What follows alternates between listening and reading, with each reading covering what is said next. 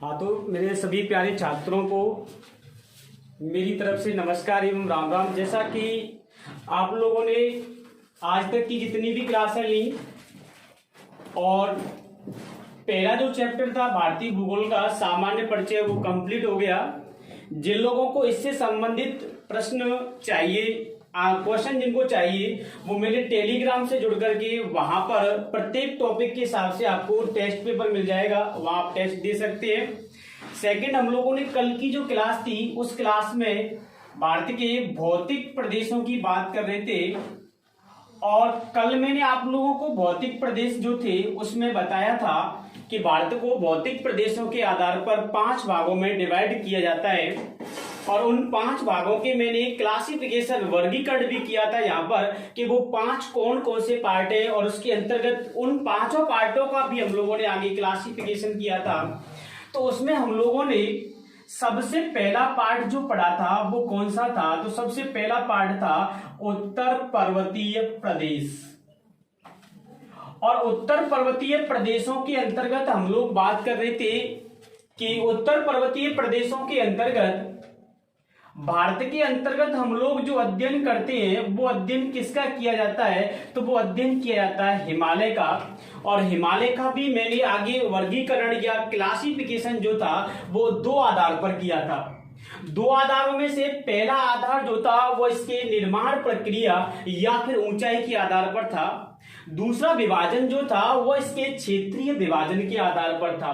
तो यहां हम लोग इस हिमालय को पढ़ेंगे आज कि हिमालय की उत्पत्ति कैसे हुई थी। आज हमारी जो क्लास होगी वह क्लास का जो मेन टॉपिक होगा वो मेन टॉपिक क्या होगा? तो यहां हम लोगों को देखना है। तो मेन टॉपिक्स में हम लोग आज रखते हैं हिमालय की उत्पत्ति। हिमालय की उत्पत्ति। तो भौतिक प्रदेशों की बात कर रहे हैं तो भौतिक प्रदेशों में कोई भी चीज पढ़ रहे हैं तो उसका विकास कैसे हुआ, उसका निर्माण कैसे हुआ, किन चीजों से हुआ, क्यों हुआ, तो यहाँ हिमालय के परिप्रेक्ष्य में हम लोग उत्पत्ति की बात करेंगे। तो एक बार हम लोग देखें कि शुरुआत में जो हमारी पृथ्वी थी, इस पृथ्वी के स्थान पर सिर्फ और सिर्फ 2 भाग पाए जाते थे। उनमें से एक भाग जो था जिसे हम लोग स्थलीय भाग कहते हैं और दूसरा पार्ट जो था वो इसके चारों ओर फैला हुआ जलीय भाग था। यानी कि इस स्थलीय भाग के चारों ओर क्या भरा हुआ था? तो इसके चारों ओर जलीय भाग था। जब इस पृथ्वी की उत्पत्ति हो रही थी उस समय की ये घटना है। और मेरे प्यारे बच्चों, इस समय की इस घटना में स्थलीय भाग के लिए जिस शब्द का यूज होता था उसे हम लोग पेंजिया कहते थे और जो जलीय भाग था उसके लिए शब्द यूज होता था पेंथालासा। देखो, ये तो जलीय और स्थलीय भाग थे। अगर आपसे सवाल ये पूछ लेता है कि हिमालय की उत्पत्ति से संबंधित ये सारी अवधारणा किस सिद्धांत के आधार पर हम लोगों ने बनाई या ऐसा कौन सा सिद्धांत था जो इसको सेटिस्फाई करता है, तो वहां मैं आपको 2 सिद्धांतों के नाम बताता हूं। सिद्धांत कौन से होंगे? तो एक सिद्धांत है जिसे हम लोग कहते हैं भूसन्नतियों का सिद्धांत। और ये जो सिद्धांत था या प्रिंसिपल है इसको देने वाला कौन भूगोल शास्त्री था? तो वहां आपको याद रखना है कि इसका प्रतिपादन कोवर के द्वारा किया गया था। तो कोवर महोदय के द्वारा इसका प्रतिपादन हुआ। इस भूसन्नतियों के सिद्धांत के आधार पर भी शुरुआत में हिमालय की उत्पत्ति को जो है विवेचना की गई, लेकिन बाद में इस सिद्धांत को खंडित करते हुए और एक सिद्धांत और बनाया और उस सिद्धांत का नाम था प्लेट विवर्तनिकी सिद्धांत। प्लेट विवर्तनिकी सिद्धांत या इंग्लिश में इसी को हम लोग क्या कहते हैं? तो विवर्तनिकी सिद्धांत को ही प्लेट टेक्टोनिक थ्योरी कहा जाता है। देखो, प्लेट विवर्तनिकी सिद्धांत को एक बार यहां हम लोग समझेंगे। वैसे इसको हम लोग डिटेल्स में और भी पढ़ेंगे जब महाद्वीप और महासागर पढ़ेंगे, क्योंकि ये वो सिद्धांत है जिस सिद्धांत के आधार पर ही इस पृथ्वी का निर्माण हुआ। चाहे वो किसी महाद्वीप की बात करें, चाहे किसी महासागर की बात करें, जो भी जलीय स्थलीय भाग बना उसकी व्याख्या प्लेट विवर्तनिकी सिद्धांत के द्वारा ही की जाती है। इस सिद्धांत से संबंधित व्यक्तियों में जैसे हम लोग बात करें तो इससे संबंधित व्यक्ति थे पार्कर, एक और व्यक्ति था जिसका नाम था मैकेंजी, एक और व्यक्ति थे जिसका नाम था विल्सन, एक और व्यक्ति थे हैरी हेस। इन सभी के अथक प्रयासों के बाद ये सिद्धांत जो है वह आधुनिक रूप लेकर के आया था। इन सभी व्यक्तियों के द्वारा इस सिद्धांत को प्रतिपादित किया गया। अब वापस लौटते हैं कि प्लेट विवर्तनिकी सिद्धांत के अकॉर्डिंग इस हिमालय की उत्पत्ति कैसे हुई। तो यहां मैंने बताया कि स्टार्टिंग में एक तो जलीय भाग था जो पेंथालासा, एक स्थलीय भाग था वो क्या कहलाता था, पेंजिया। देखो इसके बाद यह प्रक्रिया आगे बढ़ेगी। जब ये प्रक्रिया आगे बढ़ेगी तो यहां एक चीज और हम लोग देख लेते हैं कि जो स्थलीय भाग है और जलीय भाग है। एक नॉर्मल सा सवाल आपसे मैं पूछता हूं, यदि आपसे ये पूछा जाए कि किसी भी वस्तु पर कुल कितने प्रकार के बल या फोर्स लगते हैं, साधारण सा सवाल है। इस पृथ्वी पर कोई भी वस्तु है, ऐसे एग्जाम्पल हम लोग बात करें यदि मान लो ये व्हाइट बोर्ड है, ये दीवार है, या ये मार्कर है, या सपोज कोई भी वस्तु है, उस वस्तु पर मैं कितने प्रकार के बल लगा सकता हूं। सभी छात्र एक बार कमेंट करके इसका आंसर देंगे। उसका आंसर फिर मैं भी बताऊंगा अभी, लेकिन आप सभी पहले उसका आंसर दो। तो इस पर जो बल लगेंगे वो कितने प्रकार के होंगे। तो देखो भाई, एक तो ऐसा बल होगा जो इस जल के द्वारा इस पर लगाया जाएगा। आपने देखा होगा कि जब जल स्थल से टकरा के निकलता है तो वो एक बल या फोर्स लगाता है, और वो बल क्या करता है, स्थलीय भाग को काटने का कार्य करता है, या अपर्दन और अपक्षय करता है। जब अपर्दन अपक्षय करता है तो देखो यहां पर बल लगेगा, प्यारे बच्चों, बल कहलाएगा ज्वारीय बल। कौन सा कहलाएगा, ज्वारीय बल। और एक बल कौन सा होगा, तो एक बल इस स्थल के द्वारा, यानी कि मैंने भी एग्जांपल में ये मार्क कर लिया था, यदि मैंने इस पर बाहर से बल लगाया तो वो बाहरी बल होगा, और यदि मैंने इसके आंतरिक क्षेत्र में ही कोई ना कोई बल लगा होगा जिससे इसके सभी कण एक दूसरे से जुड़े हुए हैं, यानी कि आंतरिक बल। आपसे सवाल पूछता है कि किसी वस्तु पर कुल कितने प्रकार के बल लगते हैं, तो आंसर साधारण सा होता है, 2 प्रकार के। कितने प्रकार के फोर्स लगेंगे, तो 2 प्रकार के फोर्स लगते हैं। एक फोर्स को हम लोग कौन सा कहते हैं, तो उसे आंतरिक बल या इनर्शियल फोर्स कहा जाता है। एक कौन सा होगा, तो एक होगा बाह्य बल, यानी कि 2 प्रकार के ही बल लगते हैं। अब चाहे आप लोग उसमें घर्षण बल कह लो, चाहे आप उसमें ही आंतरिक जैसे अवकेंद्रीय बल की बात कर लो, या अपकेंद्रीय बल की बात कर लो, ज्वारीय बल की बात कर लो। यदि वो बल होगा तो या तो आंतरिक होगा, और आंतरिक नहीं होगा तो कैसा होगा, बाहरी बल होगा। ये बात जहां तक मैं सेटिस्फाई, तो आप भी सेटिस्फाई हो चुके होंगे इन चीजों से। तो आपको ध्यान रखना है, बल 2 प्रकार के होंगे, आंतरिक और कौन सा, बाहरी। अब देखो यहाँ पे क्या हुआ कि जब ये बल इस पर लगेगा, जलीय भाग का बल लगेगा, आंतरिक बल लगेंगे, तो सीधी सी बात है कि ये जो पेंजिया होगा ये टूटना शुरू कर देगा। जब ये पेंजिया टूटेगा तो बाद में ये टूट करके 2 भागों में क्या हो गया, डिवाइड हो गया। जब ये टूट करके 2 भागों में डिवाइड हुआ तो 2 भागों में टूटने के बाद इसके 2 पार्ट हुए, चारों ओर अभी भी क्या होगा, जल होगा। और आपने देखा है कि जल की एक प्रकृति होती है कि जल जब प्रवाहित होता है तो उसे जहां से भी रिक्त स्थान मिलेगा, उस रिक्त स्थान के अंतर्गत वो क्या करेगा, तो प्रवेश कर जाता है। जैसे हम लोग बात करें, यदि मान लो ये भी स्थल है, ये भी स्थल है, बीच में ये रिक्त स्थान है, तो आपने देखा इसमें जल क्या कर जाएगा, प्रवेश कर जाएगा। ये प्रवेश कर गया। जब ये जल प्रवेश करेगा, देखो इसको तो बाद में नाम दिया जाता है, इसे क्या कहते हैं, तो इसे कहते हैं लॉरेंसिया, या इसी को क्या कहा जाता है, तो इसी का नाम है अंगारा लैंड। देखो इनको एक बार फिर आगे की क्लासों में पढ़ेंगे, तो आप लोगों को ये ध्यान रखना है, जब हम लोग क्या पढ़ेंगे, महाद्वीपों के बारे में बात करेंगे, तब भी ये प्रोसेस आपको याद आएगी। इसी प्रोसेस के आधार पर बनेंगे। मैं एक बार हिंट भी दूंगा यहाँ पर कैसे बनेंगे।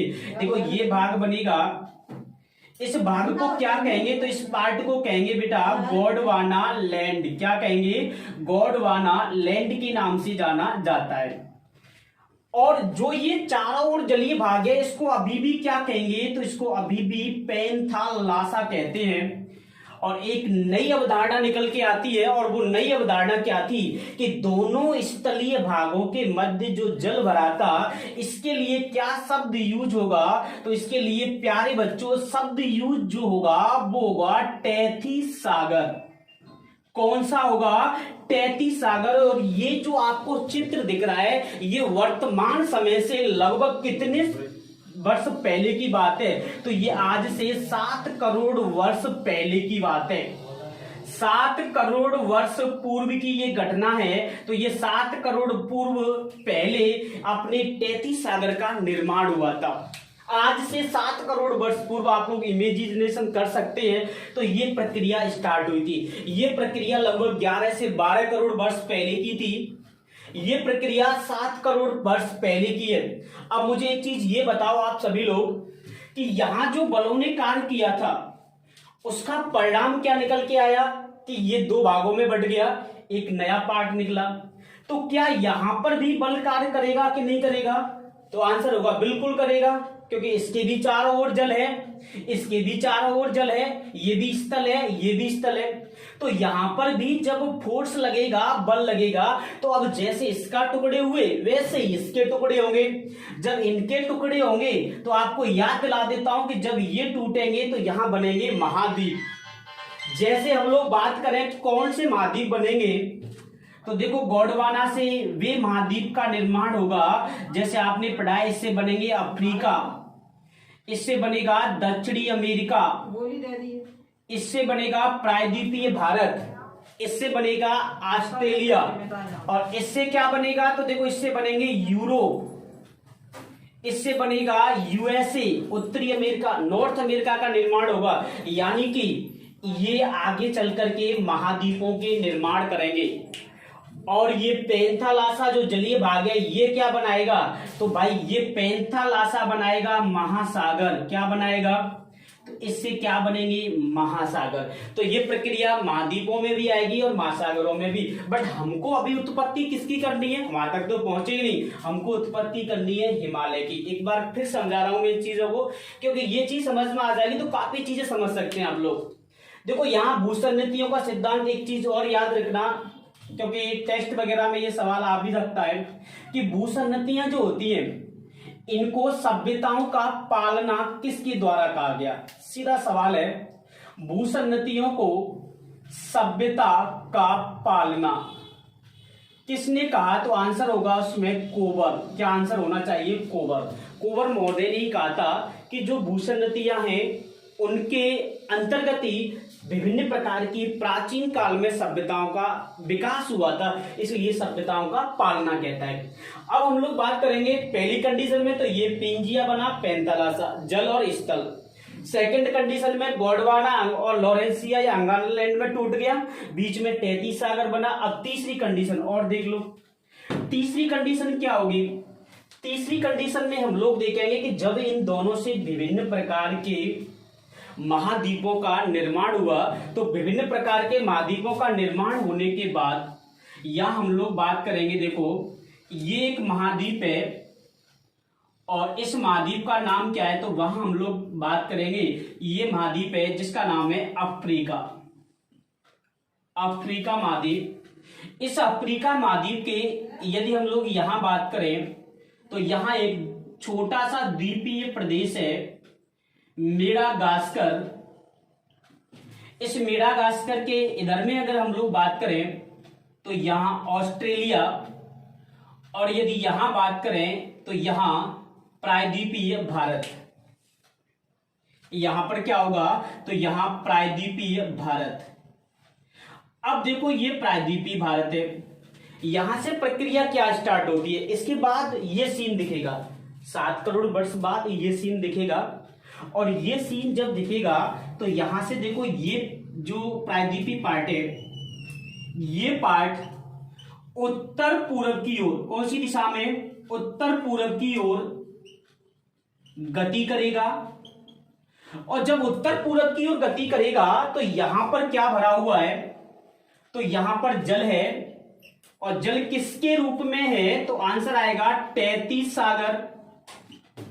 ये सारी चीजें मैं निकाल कहां से रहा हूं वो भी समझ लो। ये सारी चीजें मैं इस चित्र से निकाल रहा हूं, गोंडवाना लैंड में से ये चीजें बनी।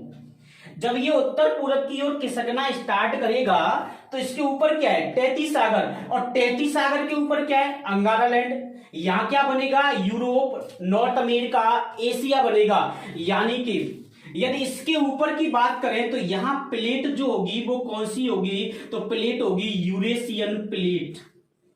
कौन सी प्लेट हो जाएगी, यूरेशियन प्लेट। अब देखो, जब ये इधर से प्रायद्वीपीय प्लेट जा रही है उत्तर पूरब की ओर, और उधर से यूरेशियन प्लेट आ रही है। अगर मैं समय पीरियड की बात करूं यहां पर, तो समय जो था वो 2 से 3 करोड़ वर्ष पूर्व, और 2 से 3 करोड़ वर्ष पूर्व की घटना थी। वो ये थी कि ये प्रायद्वीपीय भारत और यूरेशियन प्लेट एक दूसरे के पास पहुंचेंगे।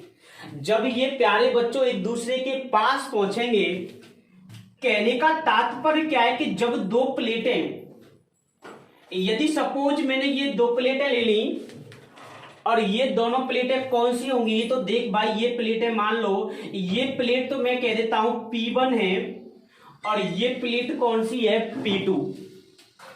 यदि सपोज ये प्लेट प्रायद्वीपीय भारतीय प्लेट है और ये प्लेट कौन सी है, यूरेशियन प्लेट।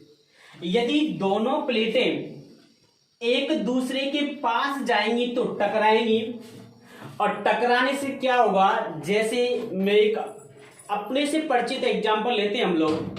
आपने देखा होगा कि जब भी कोई दो वस्तुओं को आपस में टकराया जाता है, उनका टकराव किया जाता है, तो आपने देखा होगा कि उनके मध्य का भाग जो है वो ऊपर की ओर क्या हो जाता है, फुट जाता है।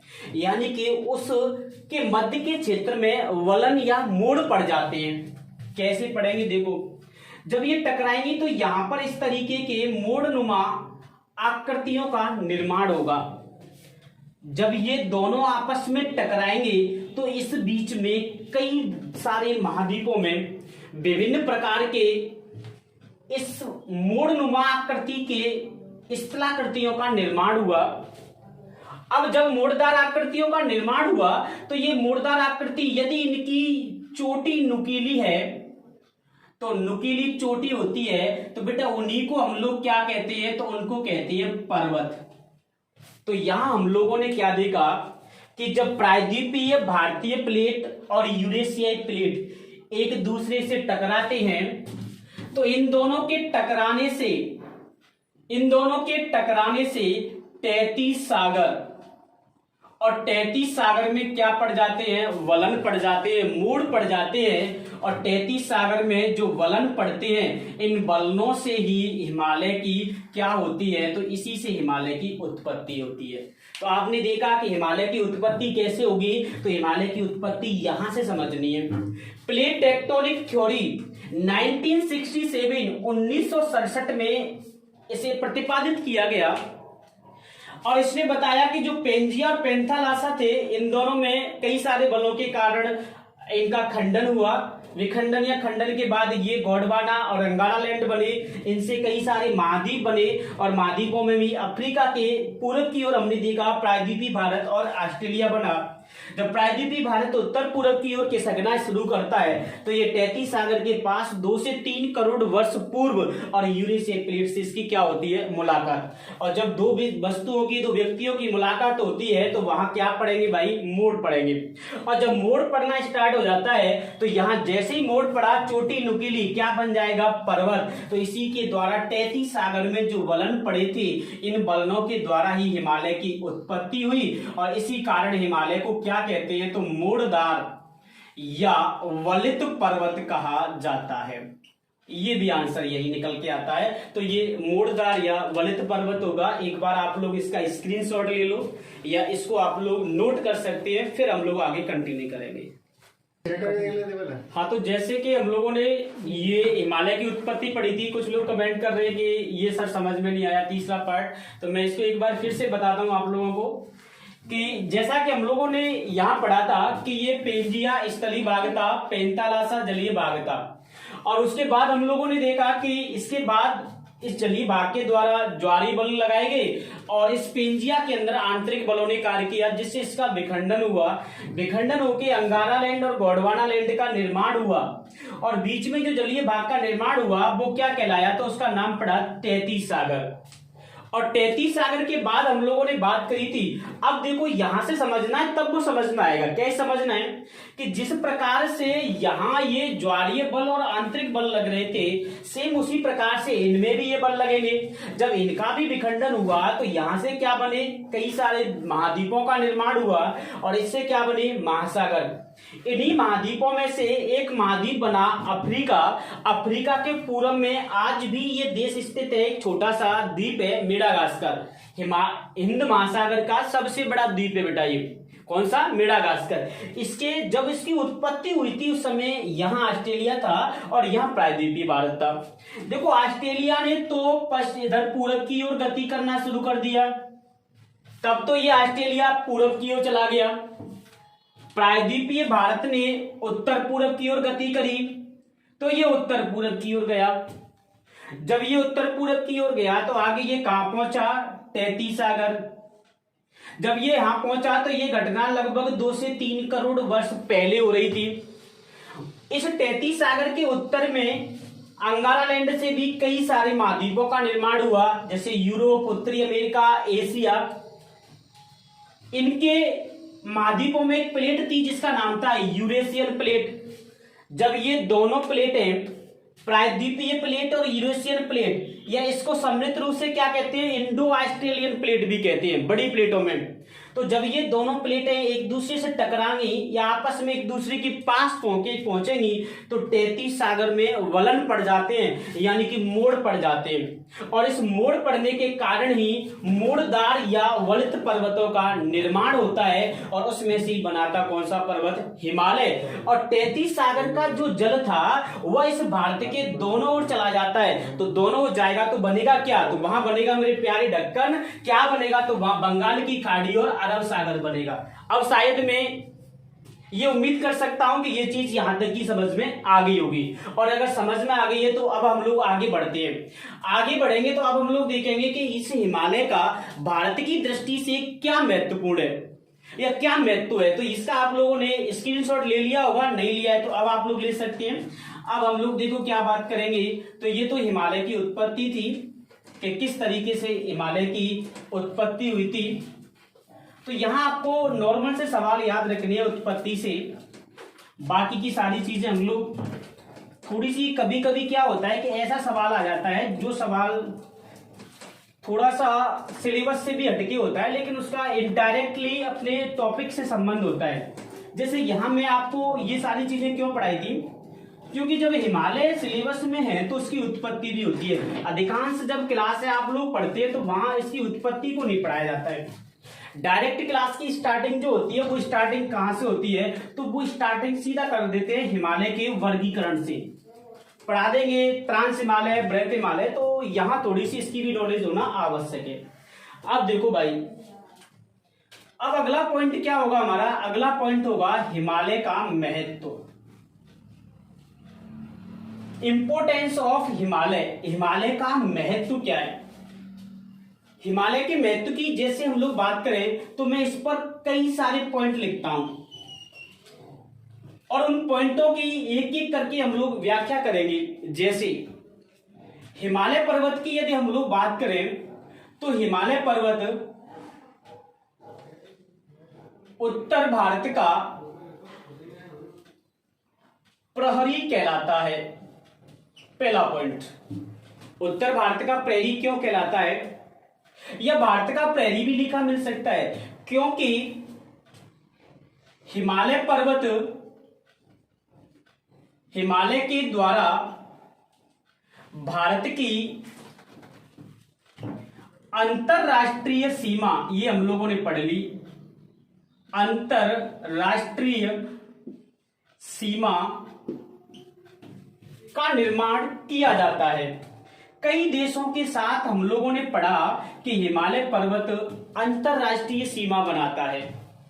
अगला पॉइंट देखो, हिमालय भारत की जलवायु का निर्धारण करने में, अभी हम लोग इनकी अभी व्याख्या करेंगे, पहले मैं लिख देता हूं, जलवायु का निर्धारण करने में सहायक है। अगला पॉइंट देखो, हिमालय पर्वत को संतों का शिखर भी कहा जाता है। इसके बाद हिमालय पर्वत के कई भाग पारिस्थितिकी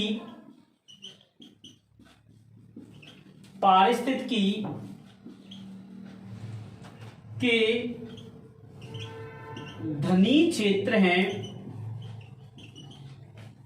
या इसको ऐसे भी कह सकते हैं, हिमालय में प्रजातियों की विविधता पाई जाती है। कई सारी प्रजातियां जो हैं, इनकी प्रजातियों की अलग अलग बहुत प्रकार की किस्में पाई जाती है।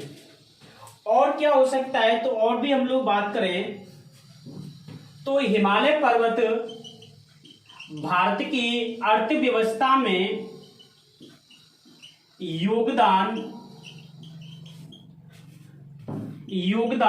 करता है। और क्या पॉइंट हो सकते हैं, और भी पॉइंट हम लोग अगर बात करें तो हिमालय की महत्व के अंतर्गत, जैसा कि हिमालय पर्वत पर्यटन स्थल बाहुल्य क्षेत्र है। इसमें कई सारे भारत के पर्यटक स्थल पाए जाते हैं। देखो, पर्यटन स्थल होंगे तभी अर्थव्यवस्था में योगदान करेगा। और अगर हम लोग बात करें, हिमालय पर्वत जड़ी बूटियों का अजायब घर है। और अगर बात करें इसके अलावा और क्या पॉइंट हो सकता है, आप भी अपनी सजेशन दिया करो।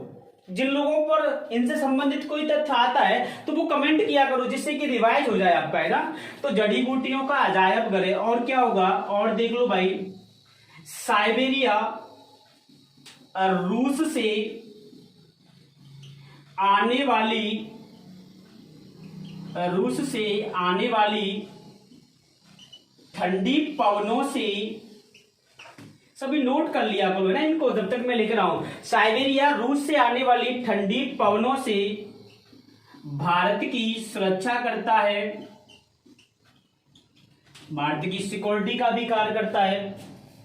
देखो, यहां आप लोग एक बार इसको और क्लियर कर सकते हैं, हम लोग इसको और देखें तो इसको ऐसे भी लिखा मिल सकता है, उत्तरी सीमा का प्रहरी, सबसे उत्तर में जाकर के, तो ये भी लिख सकते हैं, उत्तर भारत भी लिख सकते हैं। अब देखो, साइबेरिया रूस से आने वाली ठंडी पवनों से भारत की सुरक्षा, और क्या है भाई, तो ये भी लिख सकते हैं, दक्षिण पश्चिम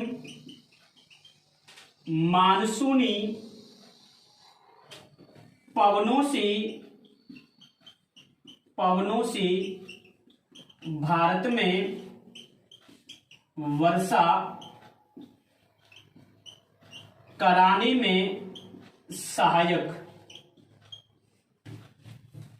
दक्षिण पश्चिम मानसून की जो पवनें आती हैं, उन पवनों से भारत में क्या कराएगा ये, तो उन पवनों से भारत में वर्षा कराने में भी सहायक होगा। इसके बाद अगर हम लोग बात करें, क्या और भी कोई पॉइंट हो सकता है, तो देखो और भी क्या पॉइंट हो सकता है। इसके बाद अगर हम लोग बात करें तो हिमालय का सांस्कृतिक महत्व भी होता है।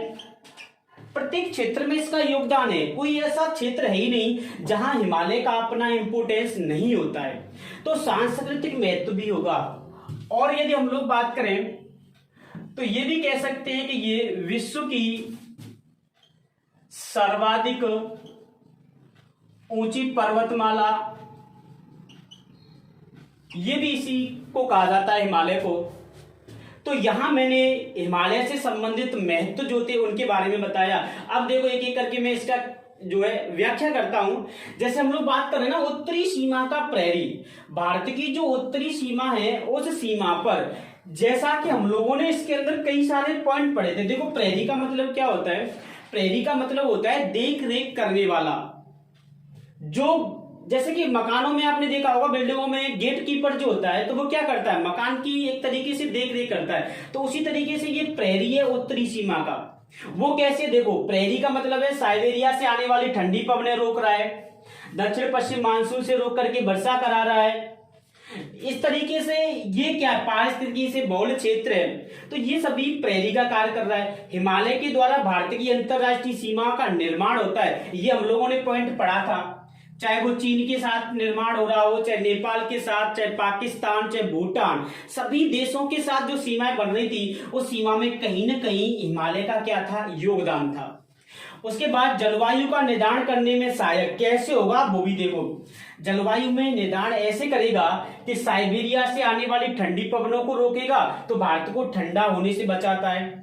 दक्षिण पश्चिम से आने वाली मानसूनी पवनों से रोक करके वर्षा कराता है तो भारत में सूखा नहीं पड़ने देता है, यानी कि वर्ष भर एक संतुलित जलवायु बनाए रखता है। इसलिए भारत की जलवायु का निर्धारण करने में भी सहायक होगा। संतों का शिखर, ये तो नॉर्मल सी बात है कि प्राचीन काल से आज तक जितने भी, जब से इसकी उत्पत्ति हुई है, कई सारे जो हमारे भारत के अंदर जो संत हुए हैं जिन्होंने विख्यात उपाधियां हासिल की हैं, उनका यहीं पर आश्रय भी माना जाता है। आज भी कई सारे ऐसे पर्यटन स्थल है जो हमारे धर्म से संबंधित है, जो कहाँ पर है, हिमालय पर्वत के अंतर्गत है। इसके बाद देखो पारिस्थितिकी से धनी क्षेत्र या प्रजातियों की विविधता, इसमें क्या है, देखो इसके अंतर्गत जैसे हम लोग देखेंगे कि एक ही प्रजाति की कई किस्में पाई जाती है। जैसे यदि एक छिपकली है तो छिपकली की कई प्रजातियां होती हैं, उसकी अलग अलग प्रकार की छिपकलियां होती हैं। ऐसे क्षेत्रों को, अगर जहां प्रजातियों की विविधता होती है, ऐसे क्षेत्रों को एक शब्द कहते हैं उनके लिए हॉट स्पॉट, क्या कहा जाता है, तो ऐसे सब क्षेत्रों के लिए हॉट स्पॉट शब्द का यूज किया जाता है। और हॉट स्पॉट में शामिल करते हैं कौन से हिमालय को, तो वो लिख लेंगे आप लोग, कौन सा हिमालय, पूर्वी हिमालय। तो हॉट स्पॉट क्या होगा कि वह क्षेत्र जहां प्रजातियों की विविधता ज्यादा पाई जाती हो, पारिस्थितिकी के अंतर्गत धनी क्षेत्रों, ऐसे क्षेत्रों के लिए हॉट स्पॉट यूज करते हैं। अर्थव्यवस्था में योगदान, देखो पर्यटन की, यहां से इसको बाद में समझेंगे, पहले यहां समझेंगे। पर्यटन स्थल से बहुल क्षेत्र, देखो कई सारे पर्यटन स्थल, जैसे मैं आपको बताऊं वैष्णो देवी धाम, ये भी यहीं पर है, अमरनाथ यहीं पर है, केदारनाथ, यानी कि जो हिंदू धर्म के फेमस स्थल हैं। या इनके अलावा देखो ये तो हुए धर्म से संबंधित, कुछ ऐसे भी स्थल होते हैं जब आपकी नौकरी वगैरह लग जाएगी तो अच्छी सी एक शादी होगी, शादी होने के बाद आप लोग कुछ प्लानिंग करेंगे कि घूमने जाएंगे भाई, तो जब आप लोग घूमने जाते हैं तो उससे संबंधित भी यहाँ स्थल होते हैं, जैसे मनाली, जैसे कुल्लू, जैसे डलहौजी, जैसे नैनीताल, शिमला, मसूरी। तो ये सभी वो स्थल है जहां पर पर्यटक लोग क्या करते हैं, अकस्मात घूमने के लिए वर्ष भर जाते रहते हैं। तो इन सभी स्थलों से जो ट्रस्ट होती है उनको क्या होता है, पैसा अर्न होता है, पैसा वो कमाते हैं। और ये पैसा डायरेक्ट नहीं तो इनडायरेक्टली रूप से किसमें योगदान करेगा, अर्थव्यवस्था में। तो हिमालय और कहां से आएगा पैसा, देखो एक पॉइंट और मैंने लिखा था यहीं पर, ये वाला देखो, जड़ी बूटी। अगर ये हिमालय नहीं होता तो जड़ी बूटी नहीं होती है, जड़ी बूटी नहीं होता तो 1.5 आंख वाला रामदेव भी नहीं होता, ये बात आप लोग जानते होंगे। तो रामदेव की जो कंपनी है पतंजलि, उसके लिए जड़ी बूटियों का जो संग्रहण का केंद्र है वो भी यहाँ से होता है। अधिकांश जो अपनी आयुर्वेदिक कंपनियां हैं उनके जो केंद्र हैं वो ऋषिकेश के अंतर्गत है, क्योंकि ऋषिकेश नाम का जो उत्तराखंड का स्थल है, यहीं से ये कंपनियां जो है वो जड़ी बूटियों का एकत्रीकरण करने का कार्य करती हैं। तो ये जड़ी बूटियों के, अब देखो जड़ी बूटी आएंगी, उससे ये कंपनियां प्रोडक्ट बनाएंगी, प्रोडक्ट को आप लोग परचेज करेंगे, खरीदेंगे, और उससे आप लोग क्या देंगे, पैसा देंगे, पैसे से वो जीएसटी भरेगा, जीएसटी भरेगा तो सरकार की अर्थव्यवस्था, भारत की अर्थव्यवस्था में डायरेक्ट नहीं इनडायरेक्ट क्या होगा, सहयोग होगा। तो ये भी तो हिमालय का एक महत्व ही है। अब देखो साइबेरिया से या रूस से आने वाली ठंडी पवनों को रोकता है। जैसा कि हम लोग देखो बात करेंगे दिसंबर और जनवरी के महीने की, उस समय हमारे भारत में थोड़ी सी ठंडें पड़ती हैं, शीतकाल का मौसम होता है। और उस समय शीतकाल के समय साइबेरिया में, जैसा कि देश का नाम लिखा है रूस में, ये रूस से ठंडी पवनें चल करके और भारत की ओर क्या करती हैं, प्रस्थान करेगी। रास्ते में इनको क्या मिलेगा, चीन से पहले क्या मिलेगा, मंगोलिया, और तब ये कहां पर आएंगी, भारत। ये देश है। तो ये क्या करता है कि जैसे ये भारत में आती है तो हिमालय पर्वत इनको रोक देता है, और हिमालय पर्वत रोक देगा तो ये पवनें इधर ही प्रकोप करेंगे। अगर आप लोगों को इसका एग्जाम्पल देखना है तो दिसंबर जनवरी के महीने में आप चीन की घटनाएं देखेंगे तो वहां पर जो बीजिंग शहर है या संगाई शहर है या जो भी इसके प्रांत है, इन प्रांतों में बर्फबारी बहुत ज्यादा होती है। बर्फबारी ज्यादा होती है तो सड़कों पर भी बर्फ की परतें जम जाती हैं, और इस परतों के जमने के कारण क्या होता है इनका, वो कारण होता है साइबेरिया की ठंडी पवनें। तो इनसे भारत को बचाता है। लास्ट में क्वेश्चन भी मैं आपसे पूछूंगा, उसका आंसर देने के लिए तैयार रहें। इसका बचाव हुआ भारत का दक्षिण पश्चिम मानसून। देखो मानसून पढ़ेंगे तब भी इसकी बात करेंगे कि जब दक्षिण पश्चिम मानसून आता है तो आपने पढ़ा है कि अरावली पर्वत श्रेणी समानांतर होती है, और जब अरावली समानांतर होगी तो ये पवनें सीधी निकल जाएंगी, और ये पवनें सीधी जब निकल जाती हैं भाई, तो जब सीधी निकलेंगी तो आगे कोई रुकावट वाला पहाड़ पर्वत होगा तभी वो वर्षा करेंगी। और इस रुकावट के लिए प्यारे भाई कौन काम करता है, तो वो काम करेगा कौन, हिमालय पर्वत। जब ये इनको रोक देता है, जैसे अभी की घटना देखें हम लोग इस वर्ष में, तो आप लोग जब जून का महीना चल रहा होगा तो जून के महीने में भारत में मानसून का एंट्री हो जाती है, और जब एंट्री होगी तो उत्तराखंड का चमोली जिला और हिमाचल प्रदेश का, जैसे हम लोग बात करें धर्मशाला, ये स्थानों पर जब जून के लास्ट और जुलाई के फर्स्ट वीक में मानसूनी पवनें पहुंचती हैं तो यहां बहुत तीव्र गति से मूसलाधार लंबे समय तक वर्षा करती हैं। और जिस क्षेत्र में तीव्र गति से मूसलाधार और लंबे समय तक वर्षा होती है भाई, उसी वर्षा को बादलों का फटना कहा जाता है। और आपने देखा भी होगा कि जब केदारनाथ में बादल फटे थे वो समय भी जून और जुलाई का ही था। वही समय ये घटना घटित हुई थी, और जब ये बादल फटते हैं तो इनके अंदर जलवाष्प बहुत ज्यादा होती है, तो तीव्र वर्षा होती है, और तीव्र वर्षा लॉन्ग समय तक होती है, लॉन्ग टर्म होता है उसका, और लॉन्ग समय तक होती है, तो सीधी सी बात है वहां भयंकर तबाही आती है। तो ये चीजें क्या होती है, तो ये दक्षिण पश्चिम मानसून को रोक करके हिमालय ये वर्षा कराने में सहायक होता है। अगर ऐसा नहीं होता तो ये पवनें यहाँ रुकती नहीं, जब रुकती नहीं तो ये सीधी निकल जाती चीन की ओर, और सीधी निकल जाती तो भारत में क्या होता, वर्षा कम होती, और जब वर्षा कम होती तो वहां सूखा पड़ता। अब देखो सांस्कृतिक महत्व आप लोग यहां से समझ सकते हैं कि जो अपने धार्मिक स्थल है तो वो काफी सारे धार्मिक स्थल इसी हिमालय के अंतर्गत स्थित है। तो इन धार्मिक स्थलों की वजह से तो ये सभी हिमालय के क्या थे, महत्व थे भारत की दृष्टि से। अभी मैंने कहा था कि सवाल है, देखो क्या होगा यदि सपोज ऐसा सवाल आता है कि माना जाता है कि हिमालय पर्वत नहीं होता, सवाल समझना है तब आंसर देना।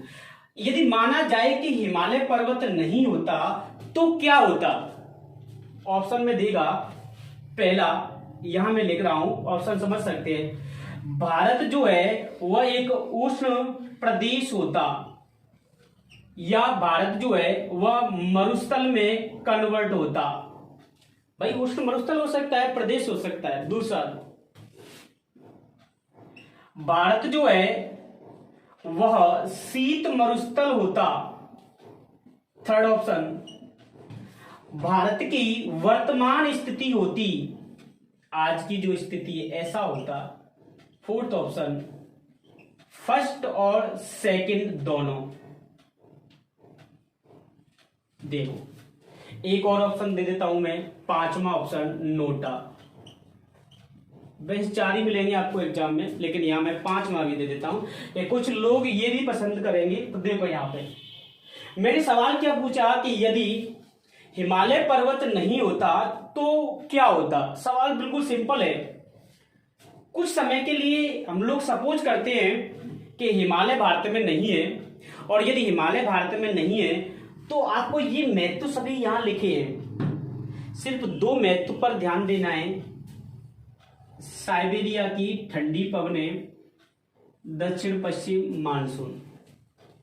यदि हिमालय नहीं होता तो भाई प्यारे बच्चों क्या होता, साइबेरिया की ठंडी पवनें भारत में प्रवेश करती। जब ये ठंडी पवनें भारत में प्रवेश करती तो जो भारत की वर्तमान कंडीशन है उसकी अपोजिट भारत में भी शीत मरुस्थलीय क्षेत्र पाए जाते। अरे ठंडी पवनें आएंगी तो शीत मरुस्थल होगा। अगर दूसरे पक्ष में सोचें तो हिमालय नहीं होता तो दक्षिण पश्चिम मानसून से भारत में वर्षा नहीं होती, लेकिन इससे मानसून से वर्षा नहीं होती, लेकिन कुछ क्षेत्रों में कहां जहां पर ये हिमालय का महत्व है वहां तो ऐसा भी हो सकता कि ये उष्ण मरुस्थल भी बन सकता। तो आपको आंसर देना होगा इसके अंतर्गत 4th वाला, कि यदि हिमालय नहीं होता तो हिमालय पर्वत के न होने से या तो ये गर्म मरुस्थल होता, और गर्म नहीं होता तो कैसा होता, शीत या ठंडा मरुस्थल होता। तो ये पॉइंट जो मैंने बताए थे वो सभी पॉइंट आपको ये बता रहे हैं कि हिमालय का क्या महत्व है। तो उत्तरी सीमा का प्रहरी होगा, हिमालय के द्वारा भारत की अंतरराष्ट्रीय सीमाओं का निर्माण होता है, जलवायु के निर्धारण में सहायक है, संतों का शिखर है, पारिस्थितिकी के धनी क्षेत्र पाए जाते हैं, प्रजातियों की विविधता, जहां प्रजातियों की विविधता हॉट स्पॉट कौन सा हिमालय, पूर्वी हिमालय। अर्थव्यवस्था में योगदान, क्योंकि प्रमुख पर्यटन के स्थल के जो है वो बहुत ज्यादा पाए जाते हैं। इसके बाद जड़ी बूटियों का अजायब घर, जो दोनों की भारत की अर्थव्यवस्था में क्या करते हैं, योगदान करेंगे। साइबेरिया की ठंडी पवनों को भारत में आने से रोकता है, दक्षिण पश्चिम मानसून को रोक करके भारत में क्या कराएगा, वर्षा कराता है। और विश्व की सबसे ऊंची पर्वतमाला है, इसको तो हम पढ़ेंगे क्योंकि अभी इसकी चोटियां पढ़ेंगे, तो एक बार आप इसका भी स्क्रीनशॉट ले सकते हैं या इसको नोट डाउन कर सकते हैं। हाँ, तो आप लोगों ने इसका स्क्रीनशॉट ले लिया होगा। और जैसा कि आप लोग इस समय ऑनलाइन माध्यम से पढ़ाई कर रहे हैं, या जो लोग ऑनलाइन माध्यम से अवेलेबल नहीं हो पाते हैं वो ऑफलाइन माध्यम से कर सकते हैं। उसके लिए क्या बेनिफिट होगा, जैसे आप सभी लोग एक ग्रुप से जुड़े हुए हैं, आप सभी इस क्लास का स्क्रीनशॉट लेकर के और अपने जितने भी दोस्त हैं उन सभी दोस्तों को जिनके पास ये ऑनलाइन सुविधाएं उपलब्ध नहीं है उनको अवेलेबल करा सकते हैं। और जब अपनी लाइव क्लास चलती है उस लाइव क्लास में, जैसा कि मैं आपसे बार बार ये चीजें कहता हूं कि क्लास यदि अच्छी लगती है तो लाइक, और नहीं लगती है तो डिसलाइक, दोनों चीजें किया करो। क्योंकि आपको आपकी गलती बताने वाले बहुत कम लोग मिलेंगे रास्ते में, लेकिन आपकी अच्छाइयां आपको पल पल क्या करेंगी।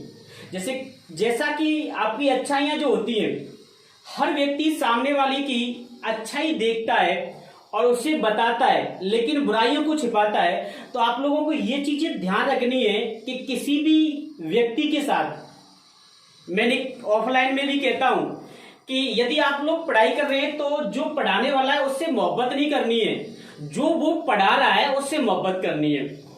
सामने वाला कैसा दिखता है उससे क्या मतलब, सामने वाला क्या पढ़ाता है, कैसा पढ़ाता है, इससे मोहब्बत किया करो। मोहब्बत में व्यक्ति न जाने कहां तक गिर जाता है, तो क्यों ना उस मोहब्बत को, जैसे आपने सुना होगा कि एक छोटी सी मोहब्बत के लिए व्यक्ति, और बचपन से लेकर के 25 साल तक की उम्र में, 20 साल तक की उम्र में जिन लोगों ने उसके लिए जो किया उनको छोड़ देता है, तो आप 6 महीने के लिए क्यों ना सबको ही छोड़ दो, ओनली 6 महीने के लिए। जब आप आगे की जिंदगी के लिए छोड़ सकते हैं तो 6 महीने के लिए आप सब कुछ छोड़ करके और सिर्फ ये पढ़ना है कि मेरा सिलेबस क्या है। सिलेबस के बिना मत पढ़ाई किया करो, ये मैं बार बार कहता हूं। एसएससी वाले हैं वो एसएससी का सिलेबस टेबल पर रख के पढ़ा करो, रेलवे वाले हैं वो रेलवे का सिलेबस। दुनिया का कोई एग्जाम ऐसा नहीं होता जो विदाउट सिलेबस आपसे सवाल पूछ सकता है, कोई भी एग्जाम नहीं होगा, सिलेबस से ही सवाल आता है। और जो स्टूडेंट अकॉर्डिंग सिलेबस के ही पढ़ाई करता है वह जल्दी सफलता प्राप्त करता है, उसका एक्यूरेसी ज्यादा होती है। तो आप लोग इन सभी चीजों का ध्यान रखेंगे और इस समय कोरोना जैसी महामारी से बचते हुए और मास्क का प्रयोग करते हुए कम लोगों से संपर्क रखें और अपनी जो पढ़ाई से संबंधित चीजें हैं उन पर ध्यान रखते हुए और फालतू का इस लाइव क्लास में कमेंट नहीं करेंगे। सिर्फ पढ़ाई से संबंधित जो भी कमेंट है उसका जवाब मैं आपको दूंगा। तो इसी के साथ हम लोग इस क्लास को आज यही विराम करते हैं। तो नेक्स्ट हम लोग क्लास कल फिर यहीं से आगे करेंगे। कल की क्लास में हम लोग इस हिमालय के पार्टों की बात करेंगे, जो पार्ट मैंने पिछली क्लास में आपको बताए थे कि हिमालय के कौन कौन से पार्ट हैं। कल से हम लोग प्रत्येक पार्ट की बात करेंगे। तो थैंक यू, आज के लिए हम लोग इतनी क्लास करेंगे।